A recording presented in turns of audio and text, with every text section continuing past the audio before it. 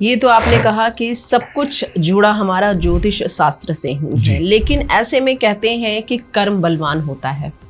कितना सटीक है? तो कर्म बलवान तभी होगा जब गुरु जो स्टार में बलवान होगा जी। अगर स्टार ही बलवान नहीं हो तो कर्म करोगे कहाँ से?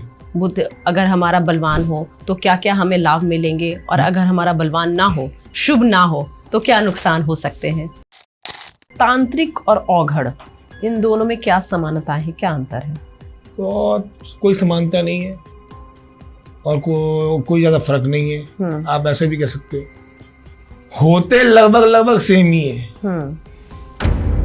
भगवान को माने, भगवान तुमसे कभी नहीं कह रहा कि तुमने दूध चढ़ाओ, पानी चढ़ाओ, ये तो तुम्हारी इच्छाएं हैं। दूध चढ़ाया जाता है सुख समृद्धि के लिए जी। गन्ने का रस चढ़ाया जाता है धन के लिए, गन्ने का रस ही चढ़ाया जाता है अपने बीमारी के लिए, शत्रु का विनाश करने के लिए काले तिल चढ़ाए जाते हैं। तो भगवान ने तो कहाँ लिखा है? भगवान ने आपको अच्छा रहना है। देखो हर कोई चाहता है मैं निरोगी रहूं, पर बीपी और डायबिटीज की बीमारी पिछले कुछ सालों में घर के सदस्य बन गई। Anxiety, depression. तंत्र क्या है? आप जो भी चीज देख रहे हो और उसको छू सकते हो, वो तंत्र हो सकता है। नमस्कार, आप सभी का बहुत स्वागत। आज के एपिसोड में मैं हूं आपके साथ रूमा पाठक। आज के एपिसोड में हम बात करेंगे ज्योतिष शास्त्र की। आज का हमारा एपिसोड रहस्यमय, अद्भुत और शक्ति से परिपूर्ण रहने वाला है। ज्योतिष शास्त्र के साथ साथ हम बात करेंगे तंत्र मंत्र की। इससे जुड़े फैले भ्रांतियों को जानेंगे और समझेंगे। हमारे साथ हैं हृदयांश शर्मा जी, बहुत बहुत स्वागत है आपका। जय माई की। जय माई की। एस्ट्रोलॉजर हैं, साथ ही साथ तंत्र मंत्र के ज्ञानी भी हैं। तो चलिए करते हैं शुरुआत और बातचीत करते हैं और जानते हैं कि क्या कुछ भ्रांतियां फैली हैं समाज में और उन भ्रांतियों से कैसे बाहर निकले। तंत्र मंत्र से जुड़ी जानकारी लेते हैं, साथ ही साथ ज्योतिष शास्त्र से जुड़ी जानकारी भी लेते हैं। सबसे पहले आपसे ये जानना चाहेंगे हृदयांश जी सर कि ज्योतिष शास्त्र का हमारे जीवन में, व्यक्तित्व के जीवन में कितना महत्व है? एक इंसान का जन्म लेने से और मृत्यु तक जी जो भी आपके साथ एक्टिविटी होती है वो सारी की सारी चीजें ज्योतिष के अनुसार होती हैं जी। स्टार्स हर चीज बताते हैं आपके बारे में जी। पढ़ने वाला होना चाहिए, वो आपको सब पढ़ के बता सकता है। तो ज्योतिष का महत्वता आपके जीवन में ऐसी है कि धन, काम, इच्छा, शक्ति सबसे संबंधित ज्योतिष ही है। ज्योतिष ही आपको सही राह पे ले जाता है। एक ज्योतिष ही है जो आपको मार्गदर्शन कराता है जी, और आपको सही रास्ते पे ले जाता है, आपको भटकाता नहीं है जी। ये तो आपने कहा कि सब कुछ जुड़ा हमारा ज्योतिष शास्त्र से ही है, लेकिन ऐसे में कहते हैं कि कर्म बलवान होता है। कितना सटीक है? तो कर्म बलवान तभी होगा जब गुरु जो स्टार में बलवान होगा जी। अगर स्टार ही बलवान नहीं हो तो कर्म करोगे कहाँ से? पैदा हो गए, कुबड़े पैदा हुए, और कुबड़ा पैदा होने के बाद में जी नहीं मिल रहा, गुरु मजबूत नहीं है, शुक्र मजबूत नहीं है, तो क्या करोगे वैसे शरीर का? कर्म कैसे करोगे जी? तो स्टार्स का मजबूत होना बहुत जरूरी है। ठीक है, स्टार्स का मजबूत होना बहुत ज्यादा जरूरी है और जन्म से लेकर मृत्यु तक उससे ही जुड़ा है व्यक्तित्व, तो ये स्पष्ट कह सकते हैं हम। 9 ग्रहों की हम बात कर लेंगे। 9 ग्रहों में सबसे अगर बलवान की बात करें हम, कौन सा ग्रह सबसे बलवान है? बुध। बुध अगर हमारा बलवान हो तो क्या क्या हमें लाभ मिलेंगे, और अगर हमारा बलवान ना हो, शुभ ना हो, तो क्या नुकसान हो सकते हैं? शुभ और अशुभ कोई ग्रह नहीं होता जी। ग्रह सभी शुभ होते हैं जी। खराब कोई नहीं होता। उसकी डायरेक्शंस होती हैं, वो कैसी डायरेक्शन में बैठ के क्या काम कर रहा है, वो किसकी दृष्टि डाल रहा है, किसको नहीं दिख रहा है, बस ये इम्पोर्टेंस रहता है जी। बुध अगर मजबूत है तो दिमाग मजबूत है, और दिमाग मजबूत है तो इंसान मजबूत है जी। अब कईयों का बुध जो है वो ऊपर बैठा हुआ है, बिल्कुल बढ़िया पावर में, अच्छी ताकत में है, उच्च का है। अब उसकी पास दृष्टि जो है वो ऐसी पड़ रही है कि उसकी व्यवस्था बिगाड़ रही है, या उसका भाव का जो स्वामी है, वो जो उसके घर का स्वामी जो है वो लग्न के स्वामी से, इससे अगर वो जैसे कि शत्रुता रख रहा है तो व्यवस्था खराब हो रही है। तो गुरु जैसे काम देता है, तो अगर बुध, शुक्र जैसे पैसा देता है, गुरु काम देता है, उसी तरह बुध जो है वो दिमाग का देवता है, ऐसा समझा जाए।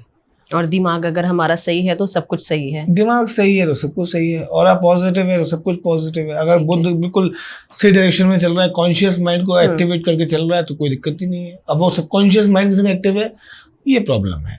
सबकॉन्शियस माइंड के संग एक्टिव है तो वो आपको नेगेटिव थॉट्स डालेगा, गलत विचार डालेगा, गलत अवधारणाएं दिमाग में आएंगी आपकी, तो ये परेशानियां जो है ये सब चीजें वहां से क्रिएशंस होती हैं। कोई भी ग्रह को अपन खराब नहीं कह सकते। शनि की महादशा आ गई, आजकल कुछ एस्ट्रोलॉजर ऐसे हैं जो लोग ये ज्ञान देते हैं कि शनि यहाँ आएगा और इन राशि वालों के साथ में या इन नाम वाले लोगों के साथ में ये चीजें होने वाली हैं। आप थोड़ा सा गहन विचार करके सुनिए उनके शब्दों को, वो कह क्या रहे हैं आपसे। वो सिर्फ आपसे ये कह रहे हैं कि आप हमें सुनो, हम अपने आप को बेच रहे हैं, आप हमें सुनो बस। वो आपसे कुछ नहीं कह रहे, वो आपको एक नई भ्रांति में डाल रहे हैं। शनि इस राशि में आएगा तो ये करेगा। मान लो आपका नाम स अक्षर से है, कुंभ राशि है आपकी, पर कुंडली खोली तो कुंडली में तो राशि निकली धनु। दो प्रकार से देखता है आदमी, अखबार में देखता है जब अपनी तो अखबार में राशि भी चेक करता है, फिर उसमें डेट ऑफ बर्थ के हिसाब से भी चेक करता है। तो दो अलग अलग राशियां आती हैं, तो कौन सी मानी जाए? बिल्कुल, तो जो कुंडली में है, लग्न कुंडली में जो होती है वो मानी जाएगी ना। आप कैसे किसी को क्यों ब्रीफ करते हो, क्यों भ्रांति में डाल रहे हो? जब किसी को नहीं अपनी कुंडली पढ़नी आती तो क्यों दिमाग खराब करते हो उसका? तो ये चीजें हैं कि सारे ग्रह जो है अपने अपना काम कर रहे हैं। कोई भी ग्रह जो है खराब नहीं होता, हर ग्रह अपना परफेक्ट दे रहा है। हाँ, तुम्हारा कार्मिक, जैसे आपका पहला सवाल था कि कर्म को लेकर कि कर्म प्रधान है, तो कर्म ही बताता है तुम्हारा कि तुमने कौन से ग्रह को बिगाड़ा है। शुक्र मजबूत नहीं था, या शुक्र एक्टिव नहीं था, या शुक्र ऐसे घर में बैठा था कि जहां पर वो प्रेम की व्यवस्था करता ही नहीं जी, आपने उसमें में प्रेम संबंध कर लिया जी, तो ब्रेकअप तो होना ही है आज नहीं तो कल में। अच्छा, आपने विवाह कर लिया, सिस्टम दिखा रहा है कि आपको नौकरी होनी चाहिए, आपने धंधा खोल दिया, परचूनी का बैठ गए जी, नुकसान तो होना ही होना है। तो जब तक ग्रह अपनी जगह पे नहीं होंगे तब तक व्यवस्थाएं मजबूत नहीं होंगी। ठीक है, ग्रह अपनी जगह पे रहेंगे तभी व्यवस्थाएं मजबूत होंगी, तभी व्यक्तित्व जो है वो निखर कर जी। रावण ने 9 के 9 जो ग्रह थे, इन ग्रहों को अपने अनुकूल कर रखना चाहा था और रखा भी था जी, केवल एक ग्रह को छोड़ के। कौन सा ग्रह था वो? कौन सा ग्रह? शनि।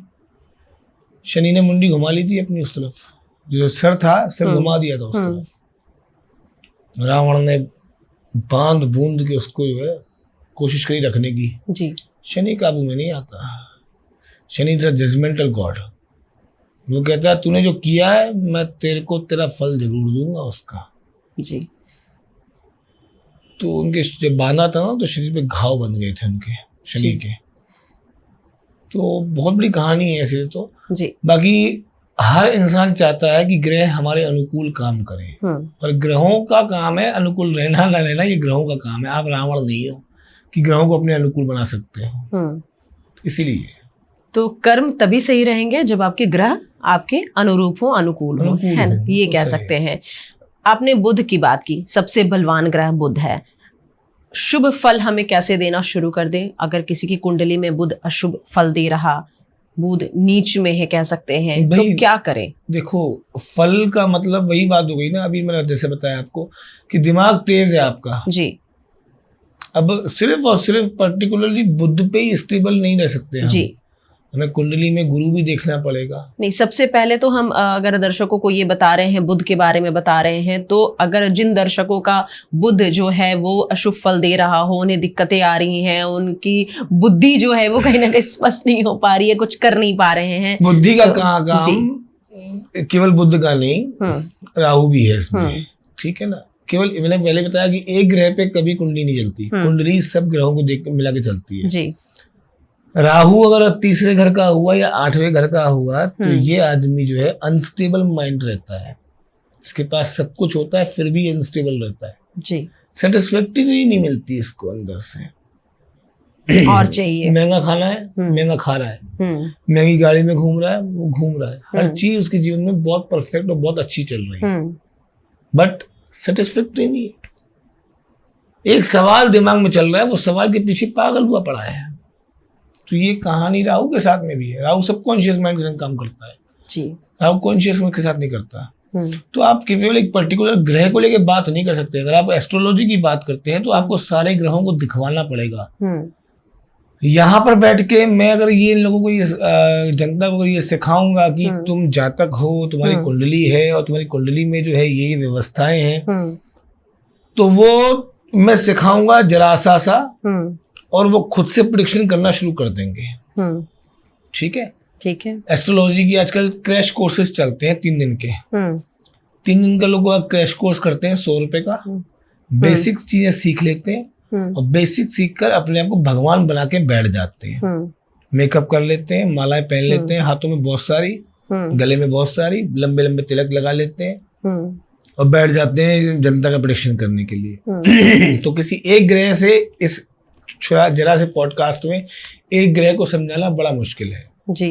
तो और 9 ग्रह पर अगर हम बात करें तो काफी लंबा ही हमारा 9 ग्रहों पर अगर बात करें तो तकरीबन ऐसा समझ लो कि 2-3 साल तो लगी जाएंगे। बिल्कुल बिल्कुल बिल्कुल। तो सारे ग्रहों पे हम बात नहीं कर सकते, तो फिर पॉसिबल नहीं है। हाँ, लेकिन इन शॉर्ट हम दर्शकों को छोटी छोटी जानकारियां तो दे ही सकते हैं। ऐसे में विवाह के योग बन रहे हैं, लेकिन विवाह में अड़चने आ रही हैं। विवाह कौन सा? विवाह प्रेम का जी, ये अरेंज वाला? हाँ, तो ये दोनों हमारे दर्शकों को आप बताएं सर कि विवाह जो है अरेंज मैरिज और लव मैरिज, क्या इन दोनों के लिए अलग अलग योग होते हैं? बिल्कुल। प्रेम विवाह में अगर शुक्र जो है वो 5वें घर में अगर बैठा हुआ है जी, तो प्रेम सफल होने के चांसेस बहुत अच्छे होते हैं। ठीक है। अगर यही शुक्र जो है उठ के जिसकी भी कुंडली में 11वें घर में होगा और साथ में सूर्य होगा, इसका प्रेम विवाह होगा। यही शुक्र उठ के अगर 10वें घर में आ जाए और ये मंगल के साथ बैठ जाए, प्रेम विवाह होगा जी। ठीक है, ठीक है। पर यही शुक्र उठ के अगर 9वें घर में पहुंच जाए तो अरेंज मैरिज करवाएगा। ठीक है। तो ऐसी छोटी छोटी चीजें जो हम लोगों को देखनी होती है, पर उसके साथ में हमको लग्न कुंडली, नवमांश कुंडली, गोचर कुंडली, फिर उसकी विंशोत्तरी दशा, फिर षटबल, ये 5 चीजों को देखने के बाद प्रेडिक्शन करना पड़ता है कि कहाँ से कहाँ तक कौन सी चीज किसको काट रही है। तब जाके एक एस्ट्रोलॉजर जो है वो आपको एक एग्जैक्ट एक सिचुएशन और एक एग्जैक्टली प्रेडिक्शन करता है आपके लिए। एकदम से एक जरा सी कुंडली से आपके भविष्य नहीं बता सकता वो। इसके लिए लंबी प्रक्रिया है और इससे लंबी प्रक्रिया से होकर गुजर कर ही लोगों को अपने विवाह के बारे में अगर असल में किसी को विवाह का जानकारी चाहिए हो एस्ट्रोलॉजर से, तो उसको थोड़ा वक्त एस्ट्रोलॉजर को देना पड़ेगा जी, जिसमें वो जैसे बहुत साल पहले की मैं बताऊं, जब मैं कुंडली देखना सीख रहा था तब कुंडली देखी जाती थी और कुंडली देखने में लोग बोलते थे पंडित जी कुंडली मिला देना, तो कुंडली मिला दी। तब उस समय पर एक ग्रह चलता था कि क्या हमारा बेटा डबल मांगलिक है। डबल मांगलिक क्या होता है? अच्छा, डबल मांगलिक, ये क्या होता है डबल मांगलिक? कुंडली देखना जब हम सीख रहे थे तब की बात है। डबल मांगलिक होता क्या है जी, तो हमें समझ में नहीं आया। तो हमने गुरुजी से पूछा कि डबल मांगलिक क्या होता है। तो बताया गया कि मंगल 1, 4, 7, 8, 12 इन घरों में कल बैठा हो और साथ ही साथ में 1, 4, 7, 8, 12 इनमें अगर कहीं शनि भी बैठा हो, ये डबल मांगलिक है। अच्छा, मंगल और शनि दोनों थोड़े से मतलब ऐसा कह सकते हैं कि थोड़े से गुस्से वाले हैं, क्रोध वाले हैं, जिद्दी स्वभाव के हैं, चिड़चिड़ापन बहुत जल्दी कर देते हैं। तो डबल मांगलिक ऐसा हो जाता है। अब मंगल नहीं है और सत्य की राह पर भी चलते हैं शनि, ऐसा भी शनि सत्य पे ही चलता है। शनि को झूठ पसंद है ही नहीं। शनि की महादशा, लोग कहते हैं 7.5 आ गई, 7.5 आ गई, 7.5 आने के बाद में शनि शुरुआत के जो साल होते हैं 2.5 साल जो होते हैं, वो 2.5 साल में सिर्फ तुम्हें देखता है, ऑब्जर्व करता है कि तुमने क्या क्या किया। बीच के जो 2.5 साल होते हैं उसमें तुम्हें अपने जो है उसका क्या कहते हैं उसको, अपन रिजल्ट देता है। तुम फेल हो या पास हो ये 2.5 साल में भुगतो, ठीक है, परिणाम देता है। बाकी के 2.5 साल में शनि ने जितना तुमसे लिया है उतना दे के भी जाता है नया जीवन जीने के लिए। तो शनि बुरा नहीं है जी। राहु भी बुरा नहीं है। राहु आता है जीवन में 18 साल के लिए महादशा होती है राहु की। 18 साल में राहु कभी परेशान नहीं करता तुम्हारे, सिर्फ और सिर्फ ओवर थिंकिंग का या फिर नेगेटिव थॉट्स के अलावा तुम्हें कोई परेशान नहीं करता। और इंसान को मारते हैं उसके नेगेटिव थॉट्स। अगर इंसान पॉजिटिव है तो सब परफेक्ट है। अगर इंसान पॉजिटिव नहीं है तो जितना परफेक्ट है वो भी माइनस में ही है। आपको कुछ चीज पानी है, आपको पॉजिटिव सोचना पड़ेगा। आपको दिमाग में ही अपने नेगेटिव थॉट्स चलते हो तो पॉजिटिव आप होगे कैसे? जब पॉजिटिव नहीं होगे तो काम करोगे कैसे? एक्टिवनेस कैसे आएगी? तो पहले अपने आप को पॉजिटिव करो, तब तो व्यवस्था बनेगी, है ना? बिल्कुल। सकारात्मक अगर इंसान रहे, अगर व्यक्ति जो है सकारात्मक है तो वो आगे बढ़ सकता है और अपने मुकाम को हासिल कर सकता है। आपके अनुसार ये है, और कहीं ना कहीं ज्योतिष शास्त्र के अनुसार भी यही है, कह सकते हैं। बिल्कुल है, ऐसा ही है ना जी। तो एक सवाल ये है आपसे सर कि शादी हो गई, विवाह हो गई, या लव मैरिज है या अरेंज मैरिज है, शादी के बाद अनबन होनी शुरू हो गई, ज्योतिष शास्त्र इसमें सुरक्षा कवच बनकर कैसे माना जाए, क्या किया जाए जिससे ज्योतिष शास्त्र के अनुसार कि सब कुछ सामान्य रहे? कुंडली मिलाई जाए जी। अगर कुंडली मिल रही है, भकूर गढ़, अब शादी तो हो गई, नाड़ी अगर नहीं, अभी नहीं हुई है, अभी कुंडली मिला रही है जी, सब मिल गया, विवाह हो गया, अभी भी मिसअंडरस्टैंडिंग चल रही है, तो या तो जिसने कुंडली मिलाई है या तो वो सही से जानकार नहीं था, और अब अगर कोई अच्छा जानकार था और कुंडली मिलाई है और उसने परमिशन दी है तो गलती उसकी नहीं, कहीं ना कहीं एडजस्टमेंट्स की बात होती है। लड़कियां पहले की निभा जाती थी, आज की भी निभा जाती हैं, बट असल में एडजस्टमेंट जो होता है वो थोड़ा कम करती हैं आजकल लड़कियों को आजकल नौकरी करना ज्यादा पसंद है, तो वो जो जॉब कर रही है तो उनके अंदर एक फेमिनिज्म वाला जो सिचुएशन है वो क्रिएट हो रही है, और जिस वजह से वो अपने आप को बहुत ज्यादा ऊपर समझती हैं कई बार। ये हर किसी की बात नहीं, कुछ चंद लड़कियों की बात, जिनकी वजह से उनके द्वारा जो उदाहरण मार्केट में आता है वही उदाहरण को बाकी लड़कियां भी एक्सेप्ट करके आगे बढ़ जाती हैं।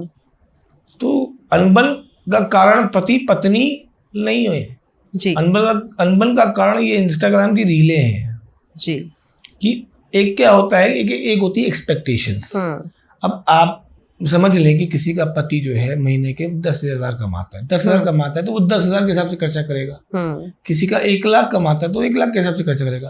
अब 10,000 वाला 1 लाख के सपने देख सकता है क्या? नहीं देख सकता, बिल्कुल नहीं। तो वही एक्सपेक्टेशंस हाई रखोगे और तुम्हें एक्चुअलिटी मालूम है तो कैसे पॉसिबल है?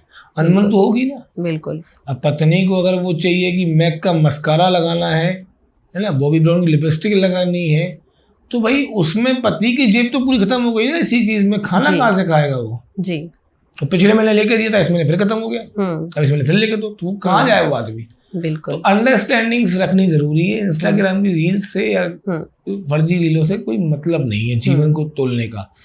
तो कुंडली सही है, इंसान तुम दोनों भी अच्छे हो, ना लड़के की गलती है ना लड़की की गलती है। हम तो सीधा कहते हैं थोड़ा सा तुम झुको, थोड़ा सा वो झुके, आपस में प्रेम बना के चलो तो ज्यादा बढ़िया है। बाकी अनबन अगर हो रही है तो एक तरीका है कि शिव के मंदिर में जाओ जी, और शिवलिंग और पार्वती को उन दोनों को जो है मौली से 7 बार बांध दो, 7 परिक्रमा लगा दो मौली से, और वहां पे कठान बांध के चावल डाल के ऊपर से और पानी डाल के छोड़ के आ जाओ। तो भगवान से बस यही प्रार्थना करो कि प्रभु कि जिस तरह तुम्हारी जोड़ी बनी रखी है उस तरह हमारी जोड़ी बनी रहे जी। शिवलिंग की परिक्रमा की बात आपने करी, इससे मेरे जहन में एक सवाल ये आ रहा है कि शिवलिंग की परिक्रमा जो की जाती है सर, वो आधी की जाती है। अच्छा, आधी की जाती है? नहीं, मैं सुन रहा हूँ, आप बताइए। आधी की जाती है, ऐसा क्यों है? मुझे इसके बारे में जानकारी नहीं है, क्योंकि मैं सुना ही पहली बार आज ये चीज। हाँ, आधी की जाती है, क्योंकि मैंने आज तक जहाँ भी गया हूँ तो आधी का तो मेरे समझ में कभी आया नहीं। हाँ, आधी की जाती है यहाँ से। मुझे नहीं, मैं कह रहा हूँ ना, मैंने आज तक नहीं देखा और न मैंने कभी सुना इस चीज के बारे में। ये 3 बार, एक कहते कि 3 बार ताली बजाने की भी प्रचलन आजकल चल रही है, ये क्या है? देखिए ये सारी चीजें जो है इंस्टा, मैं फिर से बताऊंगा, ये हाँ। इंस्टाग्राम की पैदाइश है जी कुछ लोगों ने व्यापार बना दिया धर्म को हमारे, जी और वो सोच रहे हैं कि हम धर्म बढ़ा रहे हैं, पर वो धर्म नहीं, वो धंधा बढ़ा रहे हैं। जी 3 बार ताली बजाने का मतलब है जी, हम अटेंशन। बुजुर्गों को भी देख रहे हैं कि जब वो मंदिर जाते हैं जलार्पण के बाद जो है, जब वो मंदिर से निकलने लगते हैं तो 3 बार ताली बजाई उन्होंने। कहा जा रहा है ऐसा करने से शिव जी जो है आपकी बात को ध्यान से सुन रहे हैं, समझ रहे हैं, आपकी मनोकामना पूरी हो जाएगी। इसमें क्या सच्चाई है? फिर तो अगली बार वो बुजुर्ग मिलेगा ही नहीं आपको। जी, क्योंकि हमने ये बात अपने दर्शकों से कही कि जो भी भ्रांति फैली हुई है, जो भ्रम फैला हुआ है, हम उसको दूर करने की कोशिश करेंगे इस पॉडकास्ट के माध्यम से। तो हम ये आपसे जानना चाहते हैं। तो मैं आपसे भी ये जानना चाहूंगा ना कि जिन लोगों को आपने देखा बुजुर्गों को ताली बजाते हुए, अगली बार तो दिखे नहीं होंगे मंदिर में, क्योंकि आप भगवान को कब बुलाते हो? ऐसे जब ताली बजाते हो 3 बार, 3 बार के कुछ मांग ही रहे होगे भगवान से। आप भगवान को कुछ तो पूछने तो आए नहीं होगे कि भगवान कैसे हो कैसे नहीं हो। आप तो कुछ मांग रहे हो, तभी तो ताली बजा रहे हो। अब एक बात बताओ, आप रात को नींद में सो रहे हो, मैं आपके कान के बगल पे आके बहुत बड़ा स्पीकर बजाऊं कान के पास में, अच्छा लगेगा आपको? बिल्कुल नहीं, बिल्कुल नहीं, बिल्कुल नहीं लगेगा ना। तो शिव भगवान किसी की साधना में है, वो भी किसी को तप में है, किसी का ध्यान में है, वो भी किसी का ध्यान कर रहे हैं। अब वो जिसका ध्यान कर रहे हैं, अब आप जाके बार बार डिस्टर्ब करोगे, टक टक टक टक टक टक, इसके टाइमिंग है। ये देखा देखी ढोंग है। तुम कर रहे हो, हम भी करेंगे। एक वो ऐसे करके देखा होगा आपने, ऐसे करके। ये सब क्या है? ये सब ढोंग है। ये सब जो बच्चे आजकल बच्चे कर रहे हैं, मुद्राएं, हाँ, ये मुद्राएं बच्चे कर रहे हैं। हाँ, बच्चे भी कर रहे हैं। ये अघोरियों के लिए है। ये अघोरी जो होता है ना जी, ये कभी किसी से कुछ मांगता नहीं है। अघोरी तो देने वाला होता है। और ये सारी मुद्राएं, ये तालियां बजाना, ये उसको अलाउड है, आपको अलाउड नहीं है। एक घर में रहने वाला इंसान जो परिवार संभाल रहा, उसको ये सब चीज़ों की परमिशन भी नहीं मिली है जी। तो जबरदस्ती अपने आप को बस हाइप मतलब दिखाने के लिए कि मैं भगवान का बहुत बड़ा भक्त हूँ, रावण बनने के सब मूड में बैठे हैं और कुछ नहीं है। तो कोई सेंस नहीं है ताली बजाने से। तुम इज्जत से जाओ, तुमसे जैसी पूजा हो सके तुम वैसी पूजा करो। उसका नाम है भोला जी। वो तुमसे जरासे में भी मान जाएगा। वो कुछ नहीं मांगता तुमसे। वो नहीं कहता उसने कहा कि ताली बजाओ, उसने कहा कि ऐसी मुद्रा करके दिखाओ, उसने अच्छा आप देखो एक चीज, जो मुद्राएं बना रहे हैं, जो तालियां बजा रहे हैं, इनकी वीडियो बनती है जी। और वीडियो इनकी कहाँ जाती है? इंस्टाग्राम की रील्स पर जी। ठीक है। फिर चाहे बुजुर्ग हो चाहे बच्चा हो, वो फेमस हो रहा है। ठीक है ना। भगवान को इससे कोई मतलब नहीं है ना, उसको भगवान से मतलब है, उसको रील से मतलब है। रील बननी चाहिए। तो रील के लिए पागल मत बनो। जो उसने किया उसका कर्म है, और इस कर्म का फल भी उसको भोगना है जी। जबरदस्ती कोई अपने ध्यान में बैठा हो, उसको तुम डिस्टर्ब करोगे तो वो आज नहीं तो कल तो तुम्हें बताएगा कि वो क्या है जी। एक लड़का था 13-14 साल से शिव जी की पूजा कर रहा था, और भगवान की पूजा पाठ करते करते उसको पता नहीं क्या हुआ, कैसी उसकी व्यवस्था बनी, हमको नहीं पता है इतना, बट हाँ इतना जरूर मालूम पड़ा 28 साल की उम्र में रोड पे जाते हुए उसको हार्ट अटैक आ गया, वो मर गया जी। तो ये चीजें भी हमने देखी है। और वो यही करता था, केवल रील बनाता था। तुम उल्टे सीधे टाइम पे भगवान को परेशान करोगे बैठ कर, ऐसे ही होगा ना। ये सब जो ढोंग ढकोसला तुम कर रहे हो, भगवान को नहीं मना रहे हो, तुम दुनिया को बेवकूफ बना रहे हो। भगवान को मना, भगवान तुमसे कभी नहीं कह रहा कि तुमने दूध चढ़ाओ पानी चढ़ाओ, ये तो तुम्हारी इच्छाएं हैं। दूध चढ़ाया जाता है सुख समृद्धि के लिए जी। गन्ने का रस चढ़ाया जाता है धन के लिए, गन्ने का रस ही चढ़ाया जाता है अपने बीमारी के लिए, शत्रु का विनाश करने के लिए काले तिल चढ़ाए जाते हैं। तो भगवान ने तो कहाँ लिखा है? भगवान ने ये सारी चीजें बनाई गई हैं, ये ऋषियों ने बनाई, अघोरियों ने बना के दी हमको जी। हम उसे फॉलो कर रहे हैं। बाकी ये मुद्राएं, ताली बजाना, ये सब जो चीजें, ये सब चीजें एक तरीके से सिर्फ रीलें बनाने पे आजकल रुक गया है कहानी, और कहीं नहीं रुकी। रील बनाओ, बेचो, वायरल हो जाओ, फेमस हो जाओ, खलास। और ज़्यादा अच्छे हो सके तो कथावाचक बन जाओगे जी। और कोई नहीं है इसके अलावा। ये बहुत बड़ा भ्रम लोगों का टूटेगा इस पॉडकास्ट को देखने के साथ ही, क्योंकि जो ताली बजाने की परंपरा चल पड़ी है, होड़ चल पड़ी है, एक तरह से कह सकते हैं रील्स के चक्कर में, कह सकते हैं कि रील्स बनाने के लिए, फेमस होने के लिए, वायरल होने के लिए, तो इन सब भ्रांतियों से, इस भ्रम से बाहर निकले और भगवान की पूजा बिल्कुल साधारण तरीके से करें। ईश्वर ऐसे ही प्रसन्न हो जाते हैं।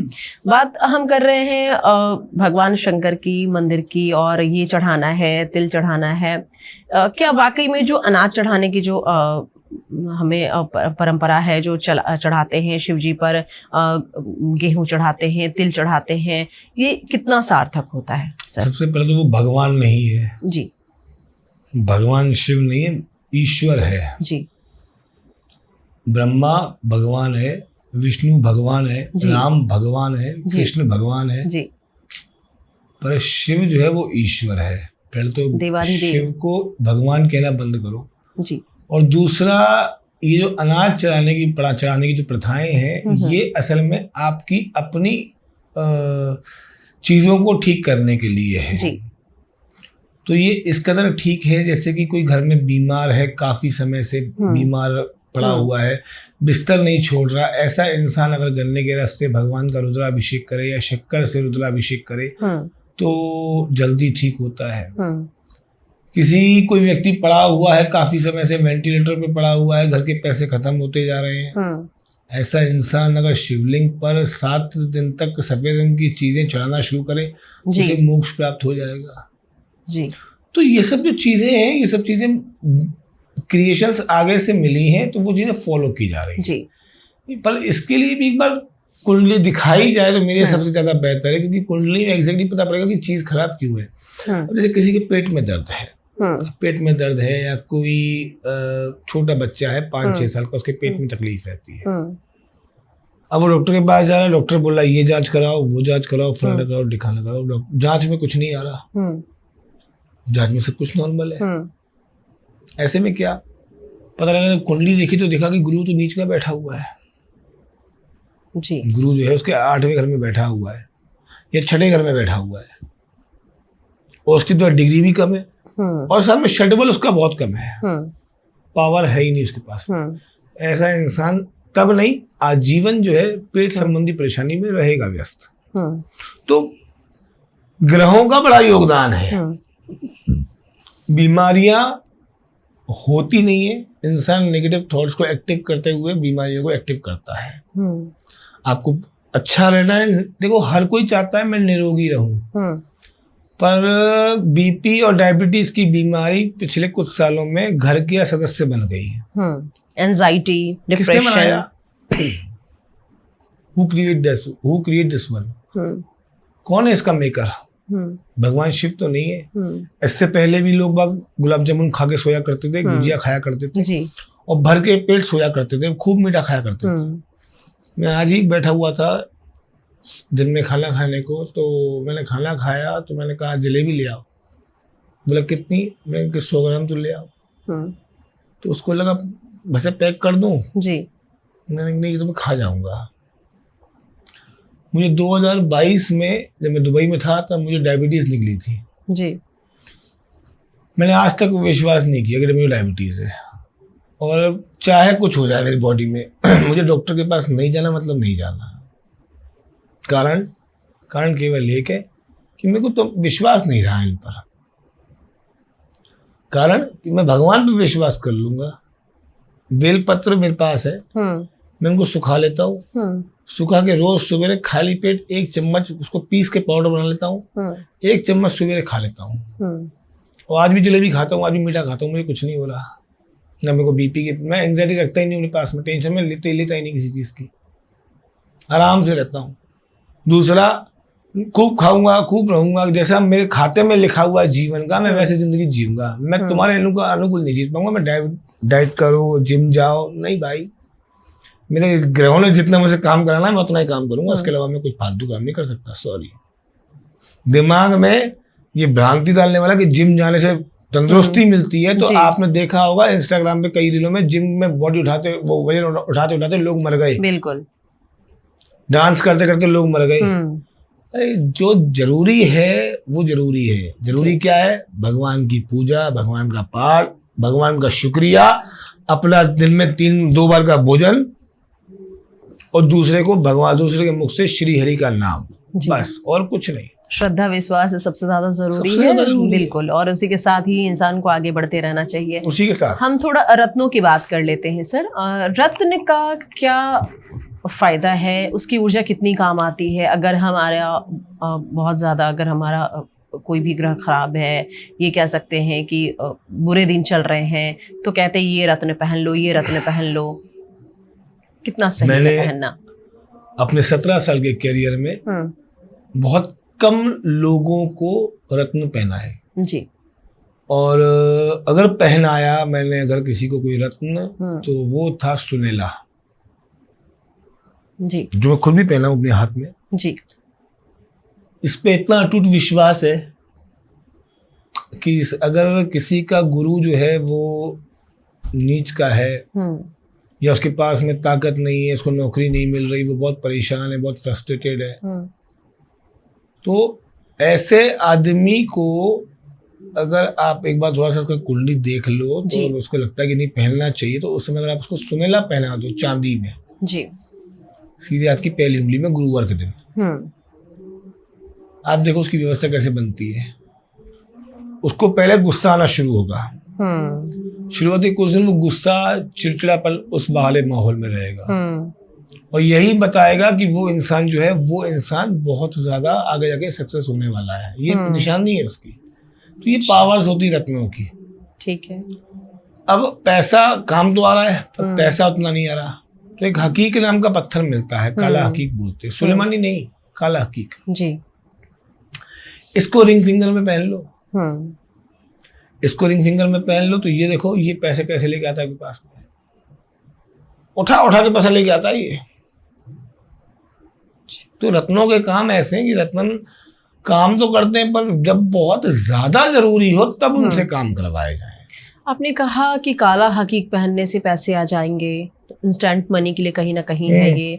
आपने कहा सुमेला पहनना है, तो ऐसे में इनकी पहचान कैसे करें सर? क्योंकि क्या है कि मार्केट में अवेलेबल है, लेकिन इनकी जो है सत्यता कि हम कैसे पहचान करें कि नहीं ये बिल्कुल सही है? पकड़ के लाइटिंग में चले जाओ, लाइटिंग उसको उल्टी तरफ दिशा से देखो, जो अंदर जो टच होता है ना जी, वहां से देखो कि पारदर्शी है।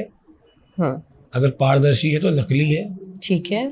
और अगर उसमें जो उसकी जो वही लेयर जो आपको इस तरफ दिख रही है, यही लेयर अगर उस तरफ भी है, वैसे शो हो रही है, मिररिंग टाइप, स्क्रीन मिररिंग जैसी दिख रहा है आपको, समझ जाओ कि असली है जी।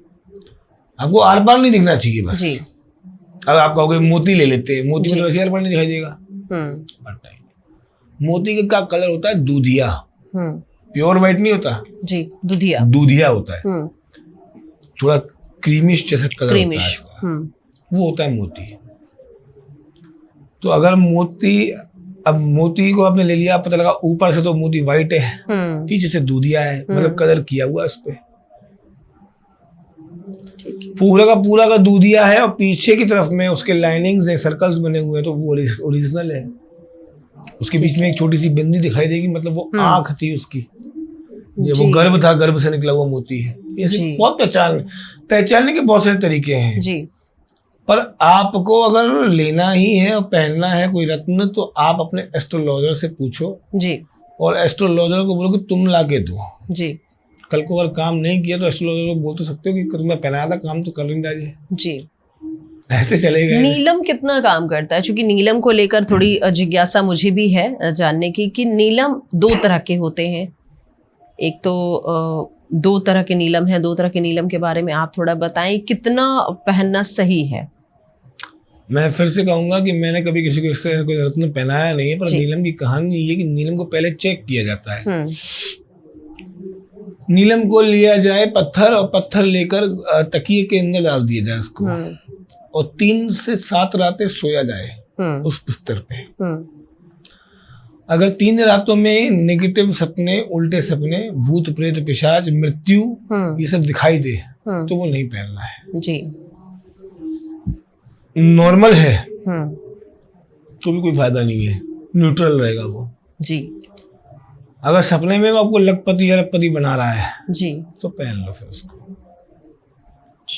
2 प्रकार के नीलम क्या, मैं तो 10 प्रकार के नीलम की बात कर सकता हूँ आपसे, क्योंकि लोगों ने बना दिया ये वहां का नीलम है, ये वहां का नीलम है, ये ऐसा है, ये वैसा है। अरे क्या करना भाई, पत्थर है ना, मुझे पत्थर से काम है, मुझे काम पत्थर से लेना है। एक बात बताओ, आप किस भगवान में विश्वास करते हो? मैं माई। कौन सी माई? महाकाली। महाकाली। तो और किसी माता के मंदिर में जाओगे तो काम नहीं होता आपका? मैं 2 माई की पूजा करती हूँ, एक मुंगेर महारानी बड़ी माँ और एक महाकाली। आपको ये यहाँ तो फिर उल्टा पॉडकास्ट आपका हो जाए। हाँ। शुरू आपने जैसा पूछा कि कहीं और किसी मंदिर में जाने के बाद काम होता है या नहीं, तो अब तक मैं अगर अपनी बात बताऊं तो मैंने अब तक, शायद ये पॉडकास्ट में बोलना सही नहीं होगा, लेकिन मैंने महारानी से बहुत चीज़ें अब तक कुछ मांगी नहीं। मुझे मिलती गई हैं जो भी चीज़ें हैं, मांगी नहीं, अब मांगना शुरू किया है। और बगलामुखी माई को भी मैं मानती हूँ। उनकी मैंने कोई तस्वीर नहीं रखी है, उनकी कोई मूर्ति नहीं रखी है, लेकिन दिल से मानती हूँ। तो उनसे आज तक मैंने जो भी चीज़ें कही हैं वो मेरी पूरी हुई हैं। वो तो फिर आप सीधे नेक्स्ट लेवल पे चले गए ना। हाँ, उनसे मुझे मिलती गई हैं चीज़ें। असल में बगलामुखी माँ की बात दूसरी है। मेरा सवाल था, मैं आपसे मैं पूछना ही चाह रहा था बस मैं माई की ही, पत्थर जो है, हम किसी पत्थर पे अगर आस्था रखेंगे तो वो पत्थर रिजल्ट देगा, ऐसा लोग कहते हैं ना। तो आप तो समझ लो कि सब कुछ पत्थर है और मेरा विश्वास है कि तू मुझे देगा, तो ये देगा। आपका विश्वास है नहीं देगा तो ये नहीं देगा। एक्टिव करना इनएक्टिव करना आपके हाथ में है। रत्न कोई भी पहनो, जो भी ग्रहों के हिसाब से, पर उसको एक्टिव करने की ताकत आपके पास होनी चाहिए। चांदी का छल्ला है, चांदी के छल्ले की पूरा छल्ला जो है गोल होना चाहिए, उसमें कहीं पे जोड़ नहीं होना चाहिए। ऐसे को शुक्रवार के दिन कच्चे दूध में धोकर, गंगाजल में धोकर अंगूठे में पहन लो। ठीक है, शुक्रवार के दिन सीधे हाथ के। आपको खुद से ऐसा लगेगा कि इसमें कुछ चीज तो है। मतलब जब से पहना है तब से पैसा जो है, मतलब एक आना भी शुरू हो गया और खर्चे भी शुरू हो गए। दोनों चीजें शुरू होती हैं इसमें। अच्छा, कोई एक चीज एक्टिव नहीं होती, दोनों चीजें एक्टिव होती हैं इसमें। ठीक है, ये तो आपने छल्ले की बात बताई। अगर चांदी का कड़ा पहने बिना जोड़ वाला? चांदी का कड़ा 2 प्रकार में काम करता है, तो मंगल में भी काम करता है चांदी का कड़ा। अगर चांदी का कड़ा, जैसे किसी के घर में बिटिया है और बिटिया यौवन अवस्था की तरफ बढ़ रही है, तो उसके दोनों हाथों में 12-12 ग्राम की चूड़ियां डाल दी जाएं चांदी की, बिना जोड़ वाली। ठीक है, उसे कोई टच नहीं कर सकता। अब माँ बाप जो है वो अपने काम में व्यस्त हैं, बाकी चीजों में व्यस्त हैं, और बेटिया को अकेले इस कॉलेज जाना पड़ रहा है और ध्यान माता पिता नहीं दे पा रहे। 24 ग्राम का एक कड़ा सीधे पैर में डाल दो जी। आजकल होने वाली जो एक्टिविटियां हैं ये पॉसिबल नहीं रहेंगी। फिर किसी भी मंगलवार के दिन पैर में 24 ग्राम का कड़ा, माता पिता को आजकल चाहिए कि प्रोटेक्शन की बेटिया को करें। उन्होंने, मुझे नहीं लगता कि अब तक किसी भी पॉडकास्ट में ये बात बताई गई होगी। ये लोगों को ध्यान देने की जरूरत है जी। पर माँ बाप अगर अपनी बेटियों का अगर ख्याल रख सकते हैं और नहीं रख सकते हैं तो एक 24 ग्राम की चूड़ी जो है वो बेटिया के पैर में जरूर डाल दो, क्योंकि आजकल जो माहौल चल रहा है इस माहौल से बेटियों को सुरक्षित रखना बहुत जरूरी है जी। किसके मन में कब क्या आ जाए कुछ नहीं पता पड़ रहा। हो सकता है लड़का गलत हो सकता है लड़की गलत हो, कोई भी हो, पर एक वक्त के बाद में लांछन या गलत जो अवधारणा है वो लड़की के लिए ही बनना शुरू होगी, लड़के के लिए नहीं। लड़के का विवाह करने के लिए दूसरे स्टेट में चले जाओ, लड़की मिल जाएगी। बट लड़की के लिए अगर दूसरे स्टेट में भी चले जाओ तो वहां से मालूम करने 4 लोग तो आ ही जाएंगे। तो चीजें खराब करने में जितना उस लड़की का या उसके एटमॉस्फेयर की गलती है, उतनी उसके माँ बाप की भी गलती है। तो माँ बाप को चाहिए कि बेटियों का ख्याल रखें, उनको बिल्कुल, मैं ये नहीं कहता कि बिल्कुल बांध के रखो उनको। जैसे अनिरुद्ध आचार्य जी ने कहा था कि भैया ऐसा ऐसा करने से ऐसा ऐसा, या माँ प्रेमानंद महाराज जी ने कहा कि ऐसा होता है, तो भाई देखो उन्होंने कुछ गलत तो नहीं कहा, कहा तो उन्होंने बहुत सही है। हाँ ठीक है, एक जगह गलत थे कि 14 साल की उम्र में शादी कराना, ये इस बात से थोड़ा सा असहमत हूँ। कारण क्या है कि बिटिया को बड़ा तो हो जाने दो, असल में थोड़ा सा पढ़ लिख लेने दो, 20 साल तक नहीं। आप ये कह सकते थे कि 24 साल की उम्र एक लास्ट एज है, इस एज में आप शादी कराते, सुनने में भी अच्छा लगता है और चीजें भी अच्छी हो जाती। बट ऐसे में आज की तारीख में बुरा किसको लग रहा है? देखो सच बात बताता हूँ कि बुरा उसी को लगता है जहां पे सच हो चुका होता है। बिल्कुल। तो इनमें कईयों महिलाएं जो विरोध कर रही हैं, मेरे हिसाब से तो ऐसा लगता है मुझे कई बार कि वही व्यवस्था है इन लोगों के साथ में, या तो ये भुगता ही बैठी है, ये परेशान होकर बैठी है। सच से परेशानी उसी को होती है, उसी को क्रोध आता है, गुस्सा आता है जहां गलती होती है। मैंने एक बार मैं इंस्टाग्राम में स्वाइप कर रहा था, तो करते करते मैंने देखा एक पॉडकास्ट हो रहा है। पॉडकास्ट में एक लड़की बैठी है और लड़की की उम्र 24-25 साल होगी, और वो उस लड़की ने माथे पर, अपने सिर पर नकली बाल एक्सटेंशन लगवा के जटाएं लगवाई थी, और जटाएं लगवा के घुमा के ऐसे बैठ गई, नाक में यहाँ छिदा, यहाँ छिदा, यहाँ छिदा। अब उससे पूछा जाए कि यहाँ तो छिदवाया ठीक है, यहाँ क्यों छिदवाया, यहाँ क्यों छिदवाया, ये कहाँ का रिवाज है? हमारे हिंदू धर्म में तो नहीं। कान यहाँ से यहाँ तक छिदा पड़ा है, अभी तो ये फैशन चल पड़ा है सर, ये अंदर एक्सटेंशन, हाँ, ये सब छिदा पड़ा है। आईब्रोज छिदी पड़ी है। उस लड़की, वो लड़की पॉडकास्ट में बैठी है, इतना फोरहेड, इतना आधा माथा जो है उसका भभूति लगी हुई है, आधे माथे, आधे मुंह पर जो है हल्दी क्या लगा के बैठी है। तो मैंने उस पर कमेंट किया कि नकली जटाएं लगा के लोगों को फर्जी ज्ञान देकर तुम क्या साबित करना चाहते हो? तो उनका मैसेज आया मेरे पास कि मेरा एक वीडियो डला हुआ है, उसमें मैं हवन करा रहा था, तो मुझसे उन्होंने कहा कि आप जैसों की वजह से तांत्रिक जो है वो सक्सेस नहीं हो पा रहे। तो मैंने कहा मैंने तो कुछ अपनी बात करी ही नहीं, ना मैंने आपसे बोला कि मेरे को तंत्र में मेरे को इंक्लूड करो। मैं, तुम जो ज्ञान दे रहे हो वो तुम्हारी उम्र से बहुत बड़ा ज्ञान है।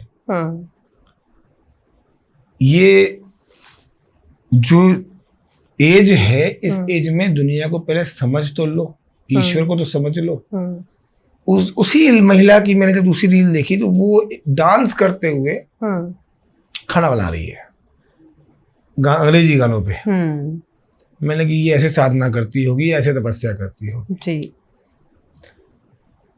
आगे बढ़ो, तो थोड़ा सा आगे बढ़ो तो आपने देखा होगा आजकल एक नया ट्रेंड चला है हमारे इंडिया में, जहां माता का भजन बजता है वहां पे 2-3 औरतें आ जाती हैं, बाल खोल के नाचना शुरू कर देती हैं। क्या हो रहा है? उनको माता आ रही है। और कुछ देर बाद में जब आप इनकी दूसरी रील्स देखते हो, कार में बैठ के बीड़ियां पी रही हैं, है ना, कार में डांस, और पिक्चरों के गानों पे डांस हो रहा है, और अपने आप को माँ कहलवा रही हैं ये।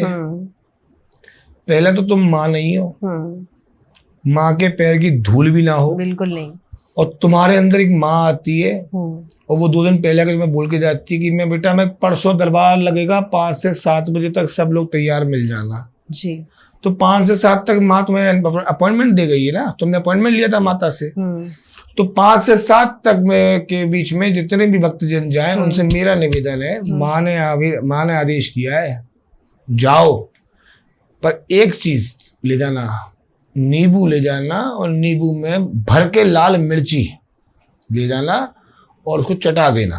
उसको 5 से 7 में माता है ना, देखो माता है जी, तो मरने देगी नहीं उसको जी, भगवान स्वयं आ रहा है, वो कैसे मरने देगा? बिल्कुल। और इसका जो माता आई है, जैसे में जैसे कर रही है, इसको कंटिन्यू करना है 7 बजे तक, और ये चटाया जाएगा 5:30 बजे, तो हम 1.5 घंटा देखें किसका तमाशा चलता है कि वहीं बैठ जाता है जी। तो ये जो तमाशा ये जो आजकल चलने लगा है इंस्टा की रीलों पर, डिमांडिंग हो रही है, कढ़ाई ले आना, सूट ले आना, क्या है भाई, क्यों है?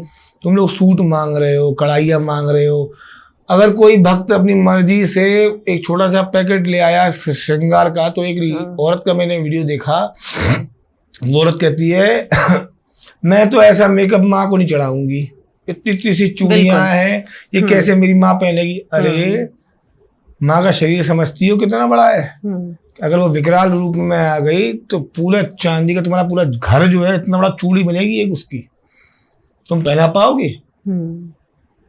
ये सोने की चूड़ी नहीं तुम पहना पाओगे उसको? तुम्हारे पास तुम देने लायक हो भगवान के। अगर इंसान को लगता है कि मैं भगवान को देने लायक हूँ तो फिर लानत है उस इंसान पर। बिल्कुल। इंसान वो इंसान है ही नहीं, वो इंसान को भगवान मान चुका है या भगवान से ऊपर। अगर तुम भगवान को देने की इच्छा करते हो तुम जीरो हो गए हो। तुम्हें मूर्खता दिवस पर तुम्हें पहला इनाम मिलना चाहिए। जी।